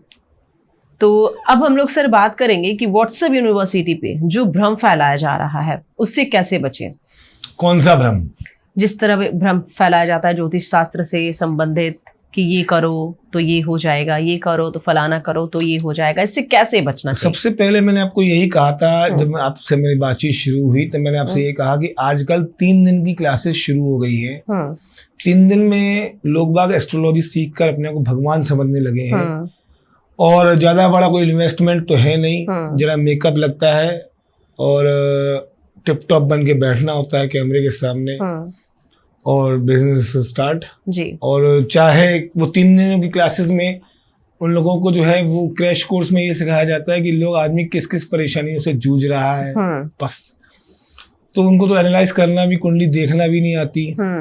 तो ये लोग तो कुछ साल पहले एक आंटी आई थी, उन आंटी ने तेज पत्ता लॉन्च किया था। अब फिर कुछ आई, फिर एक आंटी आई, उन्होंने लौंग इलायची बेचना शुरू करी। फिर एक अंकल आए बीच में, उन अंकल ने दिव्य शक्तियों से नारियल बेचा। और आजकल एक आंटी और लॉन्च हुई है मार्केट में। वो अब आंटी इसलिए कह रहा हूँ, है तो मेरी से उम्र से भी छोटी, पर आंटी इसलिए कहना पड़ा कि देवी के रूप में है ना जी। तो देवी तो बोल नहीं सकता मैं इनको कि इनकी हरकतें वो वाली तो है नहीं। तो मिट्टी का दीपक और सरसों और फलाना दिखाना, तो ऐसी जो देवियां हैं जो उल्टे इत्र बेच रही हैं, असल में इनकी दुकान है परचूनी की जी, चल नहीं रही वो जी। तो तेज पत्ता, लौंग, इलायची सब इनसे ले जाओ आके। तो ये वो है जी। कोई भी रेमेडी तब तक काम नहीं करेगी जब तक वो सिद्ध नहीं है जी। अगर रेमेडी काम करनी है, सिद्ध रेमेडी है, तो मुंह पे बात करो, मेरे सामने एक बार बैठो और रेमेडी बताओ मुझे, मैं तुम्हारे सामने करता हूँ और देखना चाहता हूँ उसका रिजल्ट क्या आएगा। चलिए, तो आप सबसे यही कहना चाहूंगी मैं भी। और जैसा कि बता रहे हैं पंडित जी, सर हमारे बता रहे हैं कि कोई भी रेमेडी तभी काम करेगी जब वो सिद्ध होगी। व्हाट्सएप यूनिवर्सिटी पर या फिर इंस्टाग्राम से आप अगर कोई जानकारी ले रहे हैं जो लगातार लौंग, इलायची, कपूर या फिर तेज पत्ते जो भी हो, जो भी सामग्री की अगर आपको बताई जा रही है रेमेडी, तो सिद्ध होगी तभी वो कारगर होगी, तभी वो काम करेगी। अब हम थोड़ा बात कर लेते हैं तंत्र मंत्र की। तंत्र क्या है? तंत्र चीज है जी। ये कप रखा हुआ है, ये तंत्र है। इस कप पे तंत्र हो सकता है जी। इसमें पानी भर दो, उस पानी में तंत्र हो सकता है जी। आप जो भी चीज देख रहे हो और उसको छू सकते हो, वो तंत्र हो सकता है। तंत्र को एक्टिव करने के लिए मंत्र का प्रयोग होता है। कोई भी तंत्र बिना मंत्र के अधूरा होता है। तंत्र 5 चीजों से होता है: मारण, मोहन, उच्चाटन, वशीकरण और स्तंभन। ठीक है। मारण मतलब मारने की क्रिया जी किसी की, जो कि है तो बहुत आसान, पर करने वाले में चाहिए दम, तो हर कोई नहीं करता जी। दूसरा होता है उच्चाटन। ये आजकल बहुत ट्रेंड में है, जिसका नाम आजकल लोगों ने रख दिया है वशीकरण जी। जिसको लोग वशीकरण कहते हैं, असल में वशीकरण नहीं, वो उच्चाटन होता है जी। ये असल में कहते हैं ऐसा लोग कि वशीकरण, पर असल में उच्चाटन का काम होता है हटा देना जी। एक लड़का लड़की से प्रेम करती है, लड़का लड़की से प्रेम करता है, और उस लड़की को एक और लड़का प्रेम करता है, लव ट्रायंगल। एक लड़का पहले तंत्रिक से मिल लिया, उसने पंडित जी कर दो इसका। पंडित जी ने क्या करूं, तो उसने बोला कि इस लड़के को हटा दो जिंदगी से। उन्होंने उच्चाटन कर दिया, दिमाग ही घूम गया लड़के का, दिमाग लड़का निकल गया इसकी जिंदगी से। ये उच्चाटन हो गया। ठीक है। किसी को भगा देना जिंदगी से, उसे उच्चाटन कहते हैं। एक होता है स्तंभन, पति पत्नी साथ में, बहुत खटराक, बहुत लड़ाइयों के बाद में भी पत्नी चाहती है कि पति मेरे साथ रहे, तो स्तंभन, स्तंभ, रुक जाओ, तुम यहीं रुक जाओ, तुम कहीं अब तुम कहीं जा ही नहीं सकते मेरे अलावा, ये हो गया स्तंभन। एक होता है मोहन, अट्रैक्शन, मोहन करा लेते हैं लोग अपने ऊपर ही। उसमें आदमी तुम्हारी खूबसूरती पे पागल हो जाता है, जो तुम्हें देखता है वो तुम्हें तरफ अट्रैक्ट हो जाता है, खींचा चला जाता है, तुमसे बात करना चाहता है, ये मोहन। और फिर आता है वशीकरण जी, किसी को अपने वश में कर लेना एक निर्धारित समय और एक निर्धारित काम के लिए बस। आपने जितनी 5 चीजें बताई, क्या ये जीवन पर्यंत चलता रहता है या फिर एक टाइम पीरियड तक? टाइम पीरियड्स रहते हैं सबके जी। अब मारण है वो तो किसी एक व्यक्ति के लिए किया, वो मरेगा तभी खत्म होगा वो। एक उच्चाटन है कि उसको मेरी जिंदगी से भगा दो, तो उसको भगा दिया, खत्म हो गया। वशीकरण है, एक काम के लिए किया, काम हो गया, वशीकरण खत्म हो गया। स्तंभन है, वो रुका रहता है तब तक जब तक तुम उसे एक्टिव रखते हो, जितने साल के लिए, जितने साल के लिए एक्टिव रखोगे उतने साल तक वो एक्टिव रहेगा, उसके बाद वो भी गुम। जीवन प्रयत्न तो जीवन भी नहीं है, तो ये तंत्र विद्या में जैसे सिद्ध करिए वो कैसे चीज होगी। बंदिशें आप डाल सकते हो, पर अगर किसी व्यक्ति ने किसी के ऊपर कराया सर, तो क्या इसके नुकसान भी है? तंत्र कभी फ्री में नहीं होता। तंत्र जब करता है तो तंत्र पीछे से मांगता भी है। कराने वाले से करने वाला ज्यादा बड़ा पापी होता है। मेरी आपसे विवाद हो जाए, आप आसन लगा के बैठ जाओ, मेरे नाम का संकल्प लेके मेरे नाम की मारण क्रिया करने बैठ जाओ, ये आपकी इच्छा है, तो मेरी तो मृत्यु तय है। पर एक चीज याद रखना कि मेरी मृत्यु के बाद में आपकी आने वाली संतानों के साथ जो होगा उसके लिए आप तैयार रहना। बच्चे या तो पागल हो जाते हैं, या बच्चे होते ही नहीं है, या फिर पैसा घर में रुकता ही नहीं, घर में बीमारियां बन जाती हैं।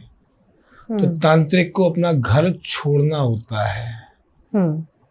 तंत्र इतना आसान नहीं है, बच्चों का खेल नहीं है, ये जटाओं वाली बाबियों का खेल नहीं है, ये नकली फर्जी उन लोगों का खेल नहीं है जो 12 ज्योतिर्लिंग 1 महीने में घूमी आती हैं, 2 महीने में गले आती हैं और अपने आप को बहुत बड़ी शिव भक्त बताती हैं। इनका काम नहीं है ये। तंत्र बहुत अलग चीज है, दिन दुनिया से डिफरेंट वे में काम करती है, बट उसके लिए आपको असली तांत्रिक तक पहुंचना पड़ेगा, तभी वो चीज काम करेगी, अदरवाइज वो काम नहीं करने वाली। क्योंकि अभी तो मार्केट में फर्जी भी घूम रहे हैं, तो ऐसे में कहीं ना कहीं फर्जी ही घूम रहे हैं, फर्जी भी नहीं, फर्जी ही घूम रहे हैं। तांत्रिक और औघड़, इन दोनों में क्या समानता है, क्या अंतर है? तो कोई समानता नहीं है और कोई ज्यादा फर्क नहीं है। आप ऐसे भी कह सकते हो, होते लगभग सेम ही है, पर थोड़े से जो है अड़ियल हो जाते हैं। जैसे मैं पहले बताया आपको कि अघोरी जो होते हैं, आप अघोरी बात कर रहे हो, तो ये लोग लेना नहीं जानते, तांत्रिक को लेना पड़ता है। आपने कोई काम कराया, उसकी एक निर्धारित मूल्य है। जैसे कि आपका कोई केस चल रहा है, वो केस आपको अपने फेवर में लेना है। जमीनी विवाद है 2 भाइयों का, और आपका जो भाई है वो आपको जमीन देना नहीं चाहता, केस चल रहा है। केस चलते 17-18 साल हो गए। आपने कहा पंडित जी अब तो कुछ कर दो जी, तो उसका एक तरीका है और उस तरीके की एक फीस है जी, वो देनी पड़ेगी तुमको जी। तुम दे दो, अपना काम कराओ, संकल्प कराओ, और तुम्हारा जैसे ही हो जाएगा काम बताओ जी। ये तो तांत्रिक की बात जी। अब औघड़ की वो उसके मूड पर डिपेंड करता है। उसका मन होगा तो वो बैठे बैठे 1 मिनट में फैसला करा देगा, उसका मूड नहीं है कुछ नहीं कराएगा। पर वो मांगेगा नहीं तुमसे कुछ भी।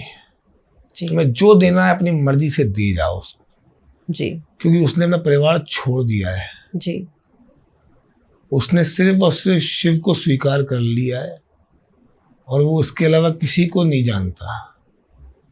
उसे खाना मिल जाए तो वो खा लेगा, भूखा सोना होगा तो भूखा सो जाएगा। वो मांगेगा नहीं किसी से, पेड़ पत्ते फल फूल खा के अपने चला लेगा जीवन। एक सवाल और ये कि तांत्रिक और साधक में क्या अंतर है? साधक और तपस्वी में अंतर होता है, तांत्रिक और साधक में अंतर नहीं होता। साधक ही तांत्रिक बनता है जी। साधक में, साधना में, किसी भी चीज की साधना जब की जाती है तो उसमें बहुत सारे सामान का प्रयोग होता है जी, इसलिए उसे साधक कहा जाता है। हर इंसान के लिए साधना करना आसान नहीं। उल्लू का पंख, उल्लू का नाखून जी, खटमल की खाल जी, ये सब चीजें चाहिए होती हैं तो ये सब चीजों में बहुत पैसा लगता है। चील, और सुलभ तरीके से ये मिल भी नहीं सकते, बिल्कुल आसानी से नहीं। जहां भी मिलेगी वो पैसा मांगेगा जी। अब जैसे कपाल हो गया, कपाल चाहिए, औरत का कपाल चाहिए, इस एज तक की औरत का ही कपाल चाहिए, उस एज तक का ही आदमी किसी का कपाल चाहिए। तो ये सब हिरण का कपाल चाहिए, ये चाहिए वो, तो ये सब चीजें जो होती है साधना में आती हैं। और साधना का सामान जो है तकरीबन 2 से 3 लाख रुपए खा जाता है बड़े प्रेम से। तो इतना पहले तो हो, उसके बाद तो साधना शुरू होगी, फिर व्यवस्था और बढ़ती जाएंगी, डे बाय डे इंक्रीज होती जाएंगी। ठीक है, तो ये हो गई साधना। और साधना के लिए एक कमरा होता है, कमरे में साधना की जाती है। यही मुझे जानना था, क्या घर के अंदर कर सकते हैं या बाहर ही करना है? घर के अंदर कर सकते हैं। घर के अंदर एक कमरा ले लो, उस कमरे में झाड़ू पोछा लगाओ, अकेले बैठ जाओ। यक्षिणी, कड़ पिशाचिनी, ये 1.5 फुटिया, काला कलुआ, ये सब घर के अंदर ही ले सकते हो। कहीं जाने की जरूरत नहीं है, कमरे में बंद कर दो अपने आप को। 21 दिन में तो यक्षिणी आ जाती है, 27 दिन में काला कलुआ आ जाता है। क्या करोगे क्या पर इनका लेकर? चीने तो ले देंगे तुमको। ये सुनने के लिए बहुत अच्छा है, काला कलुआ, ओह माय गॉड, है ना, वो भूत, ये प्रेत, ये ओह माय गॉड, तो भगवान होगा इसको। लेकिन ये सारे तो नेगेटिव एनर्जीज हैं। नेगेटिव कुछ नहीं होता, होता सब पॉजिटिव है। आप अच्छाई के लिए प्रयोग करो, सब अच्छा करेंगे। आप दुनिया को बेवकूफ बनाने के लिए, डराने के लिए। मैं बहुत छोटा था, ननिहाल गया था नानी के यहाँ, तो नानी के यहाँ खेत होते थे और मामा के पास स्कूटर हुआ करती थी। तो स्कूटर पर मैं बैठा, स्कूटर से निकल रहा था, छोटा था काफी। तो खेत में 1.5 फुटिया मैंने पहली बार जिंदगी में देखा था जी। और देखते मैंने जैसे ही वहां पर पहुंच रहे थे तो स्कूटर डग डग डग करके बंद होने लगा। मामा किक मारे जाए, गाड़ी शुरू ना हो, मैं आगे देखूं तो वो छोटे छोटे से 4 सामने की तरफ आ रहे हैं। अब वो आ रहे हैं, देखा समझ में नहीं आया, मैं रोने लगा, मामा देखो वो आ रहा है, मामा देखो वो आ रहे हैं। मामा ने कहा अरे कोई दिक्कत नहीं, चल तू। किक मारी और गाड़ी चालू हुई और निकल गए हम। 1.5 फुटिया क्या है, मतलब क्या आपने जैसे बताया छोटे छोटे होते हैं बच्चे, बोने होते हैं। अच्छा, बौने होते हैं, बोने होते हैं, इसलिए 1.5 फुटिया कहा जाता है। कैसे, मतलब 1.5 फुटिया कैसे बनते हैं ये? मतलब ये जो मांस होता है ना जी, ये सब लटक रहा होता है जी, ये मांस ऐसे लटक रहा होता है। आंखें जो होती है बड़ी बड़ी आंखें होती है, नाक चपटी सी होती है जी, और मुंह पूरा ऐसे कवर होता है सफेद रंग में या ब्लैक कलर में, 2 कलर्स में मोस्टली दिखाई देते हैं जी। और उसके बाद में एकदम से जैसे आप इनसे देखोगे तो कोई रो रहा है, कोई कुछ हंस रहा है, तो ऐसी बातें करती है। किस तरह की एंटिटी है ये? जब आप देखोगे तो आपको लगेगा बहुत नेगेटिव है जी, पर अगर आप इनके साथ में अगर थोड़ा सा भी अगर पॉजिटिव अगर आप हो जी, और आपका ऑरा पॉजिटिव है तो ये आपको कुछ नहीं करने वाले हैं जी। एक चीज समझना, कोई भी ताकत तुम्हारा कभी कोई बुरा नहीं कर सकती है, चाहे वो कड़ पिशाचिनी हो, चाहे वो यक्षिणी हो। कड़ पिशाचिनी तो वैसे भी नहीं करती, यक्षिणी, काला कलुआ, ये 1.5 फुटिया, बौने, सब तो कुछ नहीं करते। ये तब तक कुछ नहीं करते जब तक तुम इनके संग बुरा नहीं करते। खेतू सुना है कभी आज से पहले? एक खेतू नाम की पिशाच होता है जी। ये पिशाच जो है, ये पता ही नहीं होगा बच्चों को आजकल कि खेतू होता क्या है। जहां खेत हो और बड़े बड़े पेड़ लगे हो, 7 पेड़ होने चाहिए, वहां ही अपने आप आके बस जाता है। अच्छा। 7 पेड़ों में। अब किसी को नहीं पता कि अमावस्या वाले दिन ये एक्टिव होता है। अच्छा। और जैसे ही एक्टिव होता है अमावस्या वाले दिन, और रात में जाके कोई भी इसको दूध दे आएगा जाके, उसके संग घर चले जाता है ये। ठीक है। और घर जाने के बाद में उसकी जो भी प्रॉब्लम्स होती हैं उसको सॉल्व करना शुरू कर देता है। ठीक है। बिना मांगे जी। बिना कुछ किए। पर वो गलत नहीं कर पाता किसी के साथ में। गलत कुछ भी नहीं होगा उसके कर ही नहीं पाता वो। ठीक है। क्योंकि उसकी हाइट होती है इतनी सी, उसकी लंबाई इतनी सी थी, पर वो काम करके देगा, बहुत बढ़िया होता है। 1.5 फुटिया की बात हम कर रहे हैं। 1.5 फुटिया की जो साधना होती है, आपने बताया कि सब कुछ 21 दिन 27 दिन, तो इससे ज्यादा नहीं। हाँ, तो क्या ये जब तक इंसान चाहे तब तक उसके साथ रह सकता है? इंसान नहीं चाहे, जब तक वो चाहेगा तभी तक रहेगा वो। तुम्हारे वश में कुछ नहीं है, तुम तो बस बुला लेते हो उसको, फिर तो उसकी मर्जी चलती है तुम्हें जियाने में। क्या स्पेशल कुछ उनकी डिमांड होती है कि मुझे कर्ण पिशाचिनी है जी, वो सोने नहीं देती रात में जी। कोई एक कान के पीछे, कान में आपके एक हेडफोन लगा दिया जाए ब्लूटूथ, और उसमें 24 घंटे म्यूजिक बजने दिया जाए, तो सो सकते हो क्या?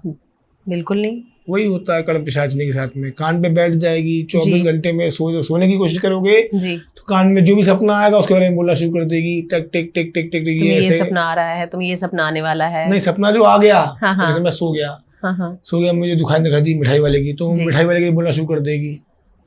अच्छा। यक्षिणी आ गई तो वो कुछ और मांगती है जी। कलवा हुआ वो कुछ और मांगता है। क्या ये सारे भविष्य भी बताते हैं या? भविष्य कोई नहीं बताता जी, भविष्य कोई नहीं बताता जी। भविष्य ग्रहों के अलावा किसी के पास ताकत नहीं है। अप्सराओं का भी मैंने सुना है, अप्सराओं की भी आप अप्सराओं की बात करते हो तो पिशाचिनियां ही होती हैं ये। अच्छा। जो अप्सराओं के रूप में होती हैं।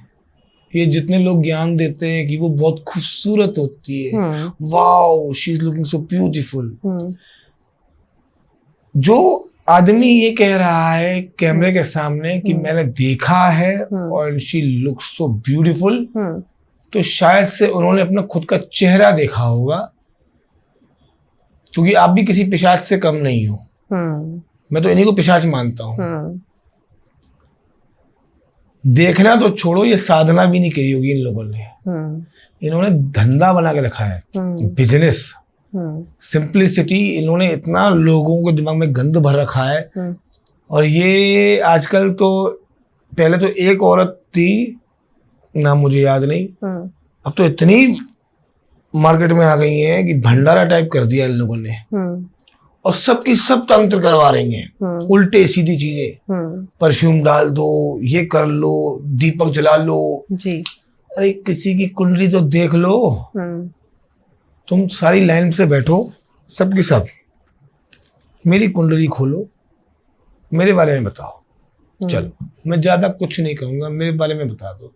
अगले पिछले छोड़ो, तुम्हारा कोई टेस्ट नहीं ले रहा, अगले 6 घंटे बाद मेरे साथ क्या होने वाला है वो बता दो। कुछ तो बोलोगे। तुम ये रेमेडी जो बेच रहे हो, तुम्हें बेचने का अधिकार दिया पता है किसने? इस कैमरा ने जी, और ये देखने वाली जनता ने। इन लोगों को कैमरे पे लाइक कर करके इनकी फीसेस, जो फीस है वो लाख लाख रुपए तक पहुंचा दी है। इनका बाकायदा इनके इंस्टीट्यूट बने हुए हैं, इनकी दुकानें चल रही हैं। एक बार मैंने इनसे पूछा कि how may I connect to you, तो वो लिख के भेजते हैं, उनकी असिस्टेंट लिख के भेजती है, सर ये पेड सेशन है, इसका 71,000 रुपीज चार्जेस है जी। मैंने वेरी गुड। मैंने कहा जो भी आपका सेशन लेता है 71, उसको बोलना कि 71,000 में से एक 0 हटा दे, उसका सेशन मैं ले लूंगा।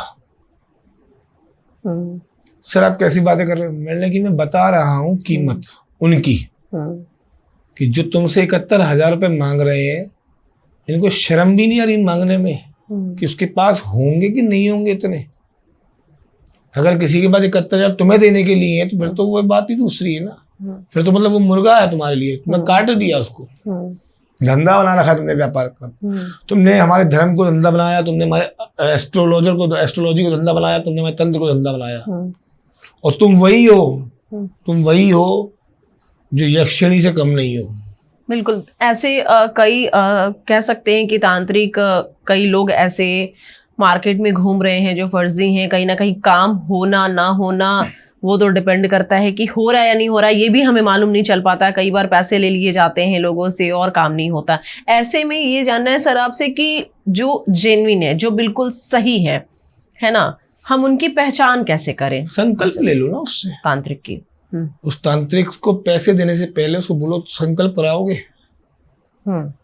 अगर वो बोले हाँ, तो वो चावल, उसकी पहचान है, वो चावल और फूल बोलेगा, हाथ में पकड़ो, एक सिक्का पकड़ो जी, ठीक है। संकल्प कराएगा, उसमें आपका नाम भी बुलवाएगा और अपना नाम भी बुलवाएगा जी। पहली पहचान जी, ये असली तांत्रिक की पहचान है जी। दूसरी पहचान, जो भी असली तांत्रिक से काम करवा रहे हैं उसको सीधा बोल दो, एक काम करो, आधा पैसा अभी, आधा पैसा बाद में ले लेना जी। मंजूर है? काम होने के बाद, तुम काम कर रहे हो ना मेरा, काम होने के बाद आधा पैसा, पूरा पैसा ले लेना, सिंपल सी बात है। ठीक है। तंत्र मंत्र की देवी महाकाली मानी जाती है, ऐसा आपके अनुसार है? लेकिन लोगों के मन में जी, मेरे अनुसार है, कहते हैं लोग कि तंत्र मंत्र की देवी महाकाली ही है। माँ कामाख्या पीठ जो है, तारा पीठ है। तो ऐसे में ये सवाल है कि लोगों के मन में कहीं ना कहीं एक डर है किस चीज, महाकाली को लेकर, कि नहीं हमें घर में नहीं रखनी चाहिए फोटो, हमें मूर्ति नहीं रखनी चाहिए, आप पूजा कर रहे हो। तो कई बार मतलब ऐसा भी होता है कि लोग उसको ये समझ लेते हैं कि भाई अगर महाकाली की पूजा कर रहा है तो मतलब तंत्र मंत्र से ही संबंधित है। इस भ्रम से लोगों को कैसे निकालें? पहली बात तो कोई भी देवी तुम्हारा बुरा करेगी नहीं, क्योंकि वो उसके नाम के पीछे लिखा है माँ, और तुम हो माँ के बेटे। तो माँ के लिए रावण भी बेटा है और राम भी बेटा है। तो कोई भी देवी, कोई भी माँ तुम्हारा, अगर तुम उसको अपना माँ समझते हो या माँ बोलते हो, तो वो तुम्हारा बुरा नहीं करेगी, ना बुरा करेगी, ना बुरा चाहेगी, ना बुरा तुम्हारे साथ होने देगी। दूसरा, तुम्हारे जीवन में जो भी चल रहा है, तुम्हें जो भी भय है इस चीज का, तो मत जाओ फिर उसके पास। तुम्हें अगर महाकाली से डर लग रहा है, तुम सीधे महादेव के पास जाओ, तो महादेव से जाके बातचीत करो ना। फिर तुम महाकाली से क्यों बात कर रहे हो? तुम्हें डर लग रहा है इतना तो। बाकी ये है कि आजकल तो लोगों ने व्यापार बनाया है इसको, कि महाकाली की तस्वीर 70-80-100 रुपए में मैं एक बैनर में बनवा लो, दीवार पर टांग लो, दीपक जला लो, अपने कपड़े उतार लो, एक धोती कुर्ता पहन लो। ये धोती कुर्ता भी नहीं, वो पहमत पहनते हैं लोग, तो पहमत पहन लेते हैं, जिसको लुंगी कहा जाता है। लुंगी पहन के, ऊपर कुर्ता डाल के, गले में एक माला पहन के, और जो है नकली एक्सटेंशन लगवा लेते हैं, उससे घुमा के लोगों को डरा रहे हैं ये लोग। असल की प्रेत ये है, अगर लोगों को माँ से डर है तो मेरा कहना है ऐसे लोगों को इन लोगों से डरना चाहिए, जो तुम्हारे सामने कुछ और, तुम्हारे पीठ पीछे कुछ और। मैंने बताया था अभी आपको कि मैं तो कई बार चैलेंज कर चुका हूँ इन लोगों को। मैं तुम्हारे में अगर माँ आती है तो तुम्हें सामने आओ, एक बार मुझे टाइम बताओ, उस टाइम ड्यूरेशन में आप और मैं रहेंगे और सब कुछ लाइव रहेगा। मैं आपको अपने हाथ से एक मुट्ठी मिर्ची खिलाऊंगा, बस मैं देखूंगा कि क्या होता है, पहले कौन सी माता है। अगर आप माँ के नाम से डरा रहे हो, मैं तो बताऊंगा इसके अंदर प्रेत है। और देखो मैं साफ अभी बताता हूँ इसी कैमरे के सामने आपके साथ में, कि अगर तुम मर गए तो तुम ढोंगी थे, तुम्हारा लिवर इंटेस्टाइन कुछ जल गया, तो मैं जिम्मेदार नहीं हूँ। लिख के जाना स्टाम्प पे कि तुम्हें माता आती है, वो तुम्हें बचा लेंगी, ठीक है। और 1.5 घंटे तक मैं पानी नहीं पिलाऊंगा, तुमको याद रखना, क्योंकि 1.5 घंटे तक जब तुम बाल धो के ऐसे डांस कर रही होती हो, तब तुम्हें प्यास नहीं लगती है। तुम्हें क्या पिलाया जाता है? नारियल पानी, ओहो, नींबू जूस। क्यों? शक्ति है ना बॉडी के अंदर। अभी और ड्रामा करना, आधा घंटा और 1 घंटा और। तो तुम अगर देवी के नाम से डरा रही हो, तो तुम्हारे नाम से डरना शुरू करो लोगों। ये जो कर रहे हैं, जिनको हनुमान आ रहे हैं, किसी को माता आ रही है, ढोंगी है ये, व्यापारी है ये वो लोग हैं। अब इनमें से आप एक बात बताओ, ऑब्जर्व करना, जितनी बार अभी रील्स देखोगे इसमें आपको लेडीजें दिखाई देंगी, जेंट्सों को माता नहीं आती। आजकल लड़कियों को देखा देखी जेंट्सों को हनुमान जी आने लगे, क्योंकि व्यापार में बढ़ोतरी हो रही है ना, कि सब मैया सब लेडीजों को आ रहा है, हमें क्यों नहीं हो रहा। अब ये उन लेडीजों को स्पेशल आता है जिनको बर्तन धोने में तकलीफ है, कपड़े धोने में तकलीफ है, सास की सेवा करने में तकलीफ है, झाड़ू पोछा करने में, पति की सेवा करने में तकलीफ है। इनको माता जरूर आएंगी क्योंकि काम करना नहीं पड़ेगा ना। इनको देखा देखी बेरोजगारी तो बढ़ी रही है, तो लोगों ने कहा ओहो चलो हम इनको माता आ रही तो हमें भैरव आ जाए, पर भैरव तो आ नहीं सकते क्योंकि भैरव तो अलग शक्ति हो गई। तो इनने कहा हनुमान जी ले आते हैं अपने अंदर। आजकल सिंदूर लगा लेते हैं वहां पे, वो एक सूटा पकड़ लेते हैं और जिसको देखो वो हंस जय सिया राम। एक तो मैंने वो लड़का देखा, इतना सा लड़का है, इतना सा, पैदा ही भी हुआ ऐसा लगता है उसको शक्ल देख के। तो पता नहीं क्या कुछ बोला, वो बोल भी नहीं पा रहा है। वो तो लोगों ने माला पहना के उसको बोल दिया कि इसमें बाबा आते हैं। हे भगवान, अरे प्रेत है उसके अंदर, निकलवाओ उसके प्रेत को भाई, जान ले लेगा प्रेत उसकी तो। अच्छा, एक चीज और है सर कि लोग जैसे कहते हैं इसने करा दिया, हमारे घर में ये एंटिटी आ गई है, ये हो गया, ऐसे हो गया, घर में कलेश हो रहे हैं, काम नहीं बन रहे, इसकी मतलब पहचान कैसे अगर हमें खुद से पहचान करनी हो? आयुर्वेदिक की दुकान पे मिलने वाली चीज है भिलावा जी। भिलावा ले लो, एक सीधे हाथ में रखो, दबाओ, और जो भी व्यक्ति है उसके ऊपर से 21 बार घुमा दो क्लॉकवाइज। घुमा के बाजार में सुई मिलती है जिससे अपन कपड़ा सिलते हैं। सुई का बड़ा फॉर्म होता है सुआ। उस सुआ को लेकर उस भिलावे में डाल देना। जहां भी पानी बह रहा हो, नाली हो, गटर हो, नहीं है तो वॉश बेसन होगा, वॉश बेसन का नल चालू करो, एक हाथ में वो सुआ पकड़ो जिसमें वो भिलावा लगा हुआ है जी, और दूसरे में मोमबत्ती पकड़ के उसे जला दो जी। वो 2 प्रकार की आवाजें करता है जी। पहला वो आवाज करेगा ऐसी फुक फुक की, मतलब जिस तरह गैस खत्म हो रही होती है तो चूल्हा करता है ना फुक फुक, वैसा वो आवाज करेगा। या फिर दिवाली पे मिलने वाली फुलझड़ी, स्पेशल चटर पटर वाली जी, वो उस तरह जलना शुरू कर देगा और चटर पटर की आवाज आना शुरू हो जाएगी जी। अगर चटर पटर की आवाज आ रही है, इट मीन्स नेगेटिव एनर्जीज आपके साथ काम कर रही है। ठीक है, ये पहचान है जी। 3 दिन तक ये करो, अगर उसकी आवाज कम होती है ठीक है, नहीं होती है तो फिर एक रामबाण इलाज है, उसमें जिसने किया होता है उसके तेरा तुझको अर्पण क्या लागे मेरा, वो थोड़ी विद्या दूसरी है, तो वो यहाँ कैमरे पे बताना अलाउड नहीं है मुझे। जब भी लगे किसी को अगर ऐसी कोई व्यवस्था है तो फोन लगाए, बात करे, तरीका समझा दूंगा, कर ले जी। उससे उसकी किसी ने किया नहीं है, फिर इसने किया है क्योंकि उसका चेहरा बन के आता है सामने, और एज इट इज जब उसे खत्म किया जाएगा तो वो उसकी जो भी उसने किया था वो उसके पास वापस जाएगा जी। ये लंबी से लंबी क्रिया अगर की गई होगी कुछ भी तो वो खत्म हो जाएगी ऑन द स्पॉट जी, एक रात में खत्म। ठीक है, 2-2.5 घंटे लगते जरूर हैं पर हाँ खत्म हो जाएगा। ठीक है, तो बहुत कुछ जाना हमने, बहुत जानकारियां हमें प्राप्त हुई हैं सर से, और ऐसे में अगर किसी भ्रम में आप भी फंसे हैं तो उस भ्रम से बाहर निकलिए, ज्योतिष शास्त्र पर भरोसा कीजिए, अपनी कुंडली दिखाइए और तंत्र मंत्र से जुड़ी किसी भी भ्रम में है तो उस भ्रम से बाहर निकलिए।